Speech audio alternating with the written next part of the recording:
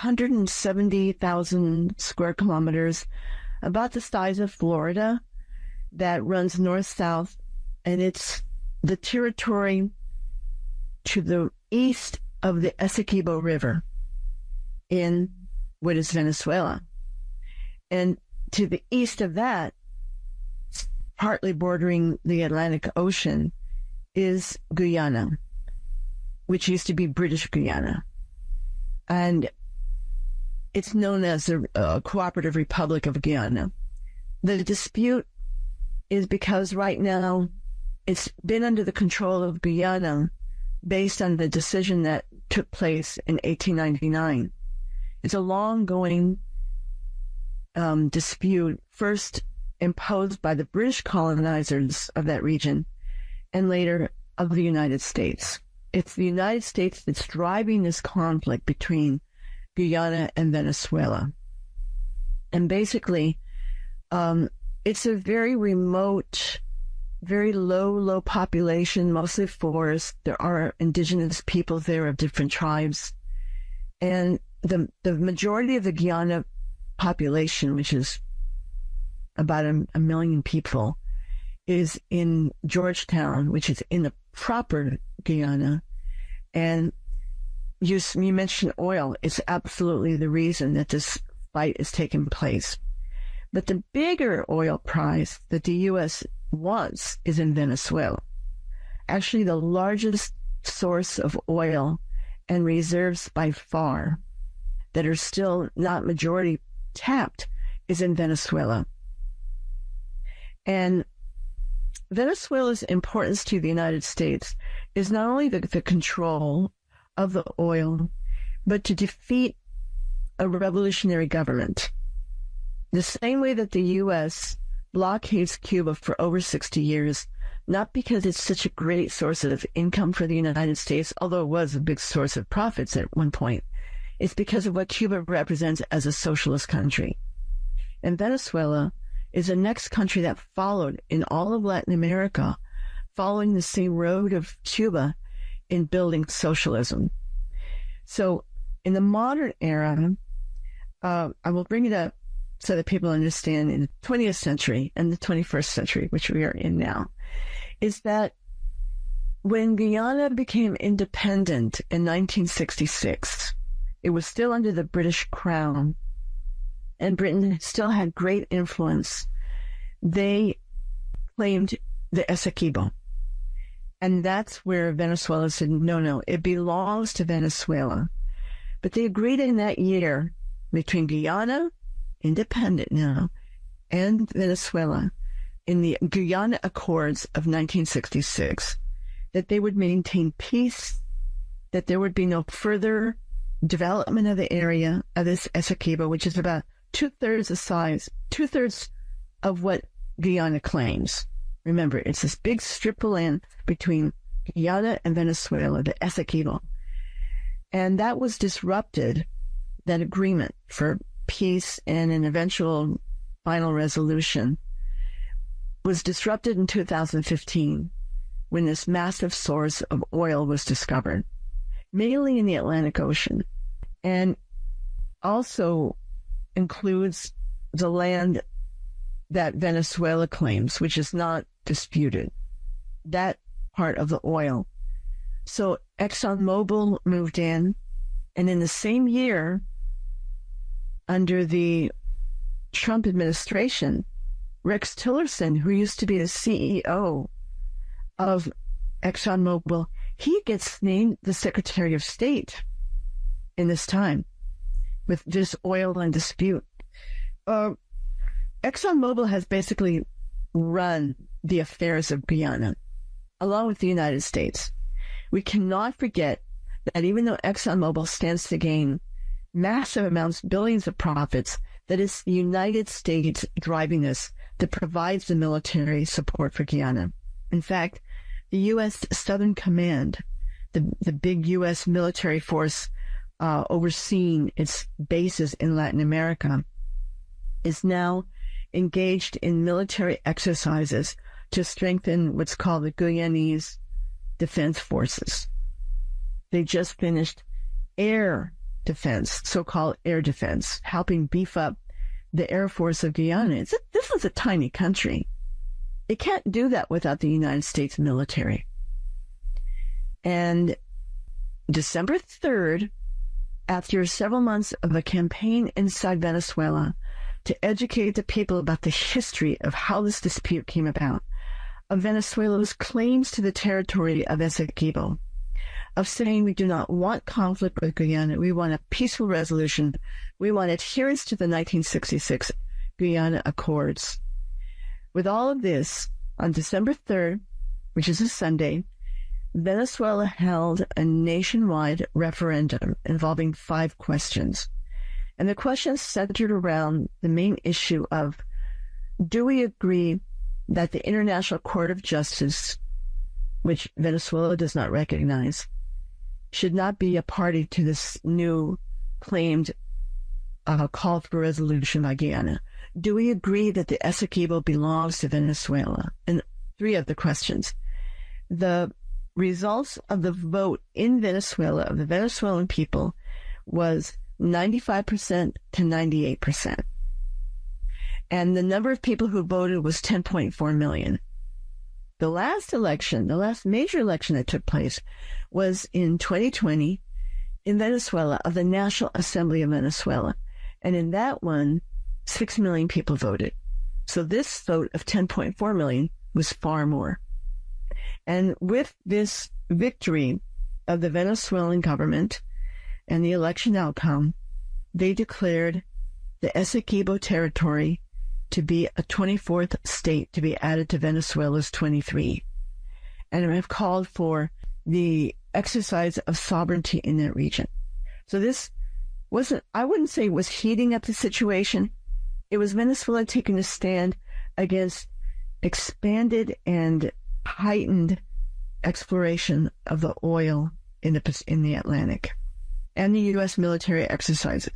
So after the referendum, where Guyana was saying, we don't recognize it, we don't agree with you, we're not going to settle, we're going to go to the International Court of Justice, the of Guyana has agreed to a meeting with the President Nicolás Maduro of Venezuela. Shortly, they'll be meeting on the 14th, actually. On a legal settle on your basis, and we don't agree with what you're claiming. That's where we are right now. Mobile involved very clearly say that despite state the U.S. wants a peaceful resolution, Secretary of State Blinken has actually put forward that the entire Essequibo is fully Guyanese. And I don't think, it doesn't seem like there's going to be that, the U.S., first of all, is actually not in a good position should it break out into a military conflict right now. But I also think that the way the questions on this referendum were addressed, right, I think they're so critical. My feeling is the vote effectively is the Venezuelan people telling the U.S. government, hey, butt out of this conflict, making it worse. Yes, and it's important to know what the Venezuelan Revolution has region. There has been a call by the Community of Latin American and Caribbean States, CELAC, C-E-L-A-C, which was formed with Cuba, Venezuela, Nicaragua, and other countries in order to form a zone of peace, as they call Latin America. And in the years of Hugo Chavez as president, before the U.S. began to really restrict and take over the oil, beginning with the Maduro government, the U.S. has just stolen the gold and oil wealth of Venezuela, has imposed very severe sanctions, hardship among the Venezuelan people. But before that, when Venezuela had command of its oil, a program called Petro Caribe, and it was of sharing Venezuela's oil with the Caribbean nations, which don't have oil, develop an economy independent of in itself, a self-sustaining economy. And so among these countries that was beneficiary, the Caribbean states, was Guyana. And Guyana traded rice for what Chavez was doing to reach out and say, yes, there's been this dispute of the Essequibo, but let's work together. Let's share our resources. This massive amount of oil helped create a bribery kind of situation among the leaders of Guyana. When you read the Stabroek block, when you read the daily paper of Stabroek, which I do, it's so corrupt. Things have become so corrupt there. And the oil deal that ExxonMobil has made with the Guyanese government, as they have historically with every other country they try to take over the oil, is that 75% of the profits goes back to Exxon, and Exxon doesn't pay taxes.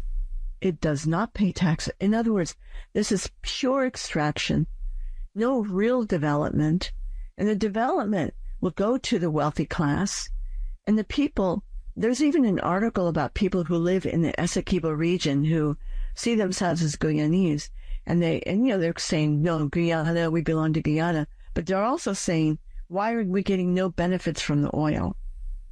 So it's the classic example of extraction policy for profits. I mean, there's one historically of Iraq before the 1958 revolution that brought about a republic and overthrew the U.S.-backed King Faisal II of Iraq in 1958. 100% of Iraq's oil left the country with nothing coming back to the people.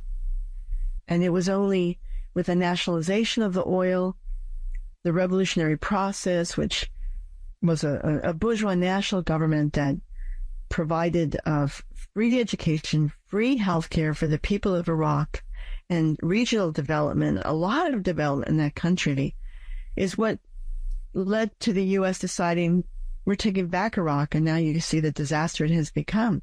That's what the U.S. wants to do in Venezuela. They want to do that. As long as they have a compliant government in Guyana, they're happy. Exxon and the U.S. government.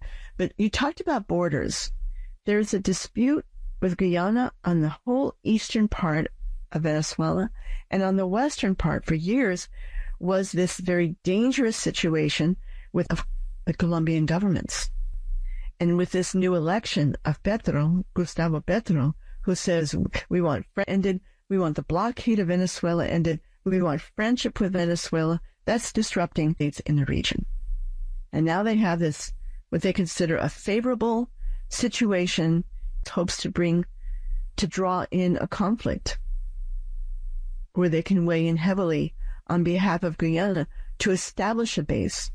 They're talking right now about increasing the size and presence of the U.S. Embassy in Guyana. That's for a reason, the spies' nest that they have around the world. And to further establish a base of U.S. Southcom in Guyana. What business do they have in a little country like that, except as a threat to Venezuela? Certainly, Gloria, I think that's a very apt observation, just because at the end of the day, it is clear that the U.S.'s historic relationship with Latin America has been shifting because of the way that we've seen the pink tide, and the way that the relationships of governments are changing. I mean, Argentina, there's also a new opportunity for the U.S. in Argentina, as we can see with what Malay's been putting out there. But I think that as we see these shifting dynamics, I wouldn't be surprised that we're going to start hearing about Guyana a lot more. From the propaganda, I would not be surprised if this is something that is going to be brought to our attention over and over and over again until we see the U.S. moving towards greatening and heightened conflict. Because as we know in the past, the United States has attempted to have coups directly in Venezuela and has attempted coups all across Latin America. So I'd love for you to speak too about the Venezuelan government's concerns about where this can go, because I can see just with my own two eyes, I think, where this conflict is potentially going in terms of the United States escalation and the United States using this region as a way to not only topple the Venezuelan government, as they have been trying to do, but also to start us reestablishing the kind of relationships of the banana republics, like the way that you're mentioning with oil, but reestablishing these kind of banana republics again in a variety of different ways. But I'd love to hear your thoughts on this, Gloria, and to give his operations in Venezuela, because I think it's crucial to understand what the concerns would be, is to understand the history and where we've come from. Yes, I want to bring up a little point first, and that is that Guyana has a very interesting history with relation to the question of joining peoples together, because Guyana and the whole region was, the Spaniards came. And then, of course, Guyana was first colonized by the Dutch. We were joined today by Luis de Jesus, journalist at Breakthrough News, who is just on the ground in Venezuela. Before we independent journalism, go to patreon.com/Covert Action Magazine and become a patron. We can only hear more. Be sure to go to the Patreon to support. You've been listening to Covert Action Bulletin with Chris Garaffa and Rachel Hu. Covert Action Bulletin is the official show of Covert Action Magazine. It is brought to you by way of WBAI 99.5 FM Pacifica Radio in New York. If you miss any of our episodes, you can subscribe to our podcast on Apple, Spotify, or wherever you can find podcasts. Just go ahead and search for Covert Action Bulletin. We're all out of time for today. Thanks for listening to Covert Action Bulletin. Covert Action. Every day is Earth. And I'm Donna Stein. Every week we bring news, in-depth information, and solutions. Join us at our new time, Wednesday, New York, 99.5 FM. Good mornings, 10 a.m. When your air or water are clean, thank an environmentalist. If not, put up a parking lot. Remember, the whole reason New York City NYCHA housing was built the way it was, not have light coming in every window, and if every room did not have air and light, people could not thrive. That was the whole reason for getting rid of the tenements that go with it.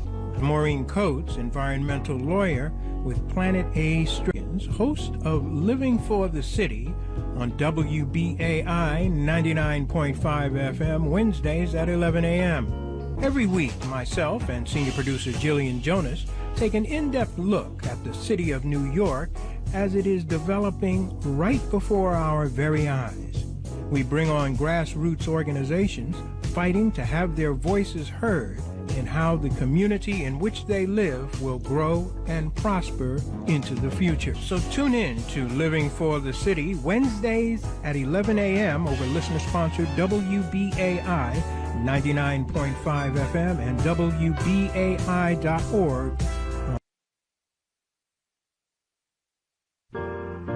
This is Ralph Pointer. Join me and others every Wednesday, 8 to 9 p.m. Eastern Time on WBAI 99.5 on your radio dial. It would appear the human movement is such that at any moment in history, there are too few that understand possibilities of existence that would benefit all who inhabit this planet and are willing to act on this understanding.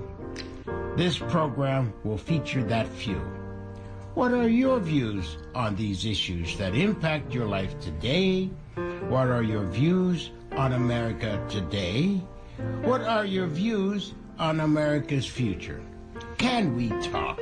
Call in 212-209-2877. Wednesday, 8 to 9 p.m. on WBAI 99.5 on your radio dial. Any reason is a good reason to give a vehicle to WBAI. Some do it to avoid the hassles of selling. Some like to skip the costs of repairing, while others just enjoy the good feelings of giving back to their community. But no matter your reason, donating a vehicle to WBAI is a great idea. And it's easy. Here's how it works. Simply call 866-WBAI-CAR. That's 866-922-4227. Or give online at WBAI.org/donate your car. Our vehicle donor support team will arrange your free pickup. When the driver arrives to tow away your great gift, you'll receive a donation receipt. Vehicle donations have the potential to drive hundreds and sometimes even thousands of dollars to WBAI. Call 866-WBAI-CAR or visit WBAI.org/donate your car. Establishment media sucks. All gaslighting, so good luck. Bullshit we can't afford. Why he's fomenting this? Watch and see as his jack off comedian speeds and it's the Jimmy Dore Show. Guess what? They're adding another night of Jimmy Dore on WBAI. That's the point here. You turn in Wednesdays and Thursdays at midnight for the Jimmy Dore Show. That's right. They've added an additional show each week for you on WBAI. in New York because the world's messed up. Not freak out. That's the Jimmy Dore Show with me, Jimmy, Wednesdays and Thursdays at midnight on Free Speech, Peace, and Justice Radio, WBAI New York. Do not freak out. All right. We are not going to freak out. We are going to